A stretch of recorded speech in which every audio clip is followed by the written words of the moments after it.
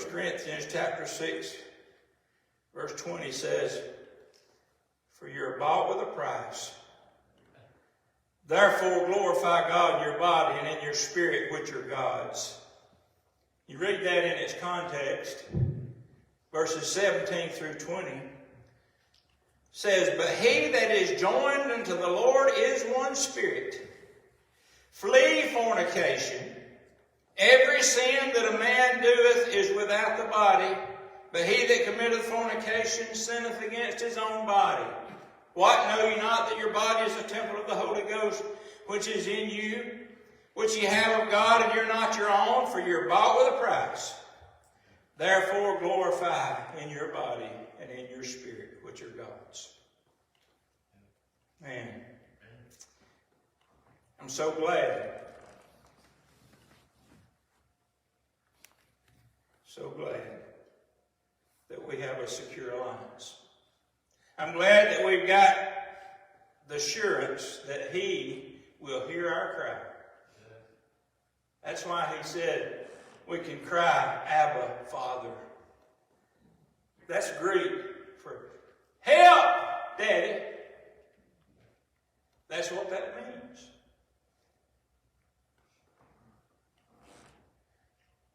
And I got to my last point, and the church said amen. The last part of that chapter, I see our sound assurance. Verses 11 and 12. You can have assurance. Verse 11 says, "Wherefore remember that ye being in time past Gentiles in the flesh, who are called uncircumcision, but that which is called the circumcision in the flesh made by hands, that at that time ye were without Christ, being aliens from the commonwealth of Israel, and strangers from the covenants of promise, having no hope, and without God in the world." But look back at verse 4 through 7. But God. I like that. I like those two words, but God, who is rich in mercy, for His great love, wherewith He loved us. I'm going to tell you, there's not a sin in this world. Well, there is one sin that will keep you from going to heaven, and that's the sin of unbelief. But you may say, "Preacher, I've done too many bad things." Read about Paul's life. He was on the road to Damascus. He had just left Stephen being stoned to death. Those that went with us to Jerusalem stood at the gate. The guide said this is probably where Stephen was stoned to death. And Paul was in attendance. And the Bible said he had letters of condemnation in his pocket. And he was fixing to go to Damascus to see other Christians put to death. But on that road, he saw a bright light. And he heard the voice. Everybody that was with him didn't hear the voice. They saw the light. But God saved him. There's never been a person too bad for God not to save. I watch a lot of these murder programs. And you see some horrendous things that people are capable of. I read a story of an evangelist. I don't remember what his name was. But somebody had murdered his daughter. And he built up a lot of bitterness toward that man. And he got to praying one day, and God told him, said, "You need to go witness to him." He argued with the Spirit of God and said, "He's the one that murdered my daughter." He said, "That doesn't matter. Go witness to him." Long story short, he went to the prison, and won that man to the Lord. You see, God is not willing that any perish. But we've got a sound assurance. He's God's rich in mercy, and He's great in love. Even when we're dead in sins, hath quickened us, made us alive together with Christ.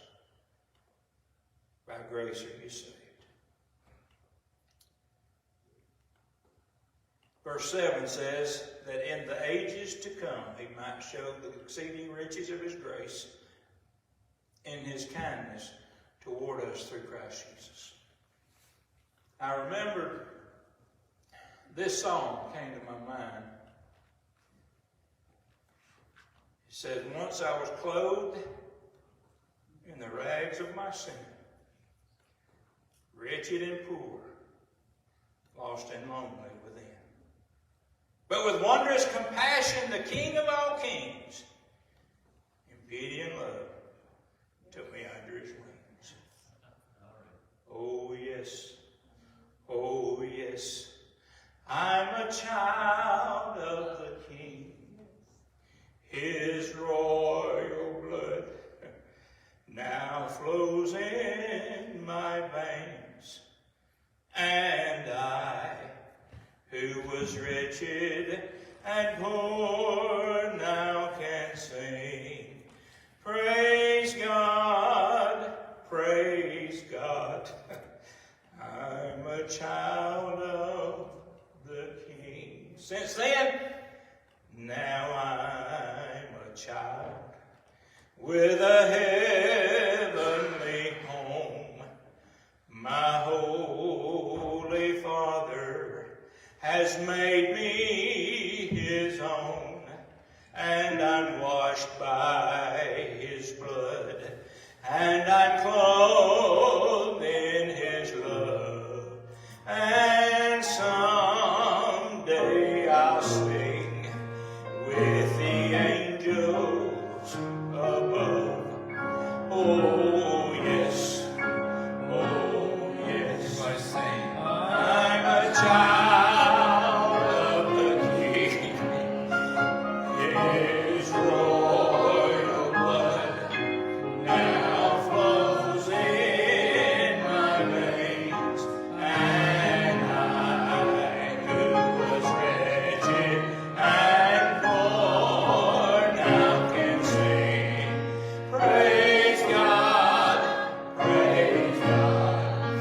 I'm a child of the King. Sing it again. Oh yes, everybody's dead. Yes, I'm a child of the King. His royal blood now flows in my veins, and I, who was wretched and poor, now can sing. Praise God, praise God. I'm a child of the King. Well, if somebody were to ask you just who do you think you are, you got an answer for them now. You're a child of the King.